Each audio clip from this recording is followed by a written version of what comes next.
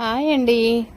ఆదివారం కదా, నీసుకోరలు తిని స్వీట్ లేకపోతే బాగోదు కదా అని ఏం చేయాలా అని నాకు అర్థం కాలేదు. సర్లే కదా అని బన్ను పీసులు ఉన్నాయి 4 తీసుకుని ఇలా తయారు చేస్తున్నాను. చూడండి, బన్ను పీసులు మెత్తగా పొడి చేస్తాను. మంచిగా పొడి చేసి నేతిలో వేపుతున్నానండి. ఏంచి చక్కెర కూడా దాంట్లోనే వేస్తాను. చక్కెర ముందు వేస్తే ఏమవుతుందంటే మరీ మెత్తగా అయిపోదు, శుద్ధలాగా చక్కగా చేతికి అంటుకోదు. టేస్ట్ కూడా చాలా బాగుంటుంది, రవ్వ రవ్వగా ఉంటుంది. ఇది చూసారా, బొంబాయి రవ్వలాగా కనపడుతుంది మనకి.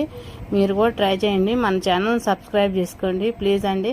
ఇక ఏగిపోయింది, మంచిగా ఎర్రగా అయ్యింది కదా.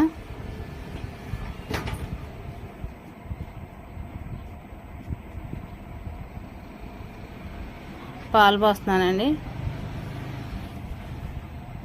గట్టిగా ఉంటుంది, చక్కగా పాకం వచ్చేదాకా తిప్పండి. బాగా ఈజీగా అయిపోద్దండి. ఏమీ లేనప్పుడు త్వరగా అయిపోద్ది. 10 రూపాయలతో సీట్ అయిపోయింది చూడండి.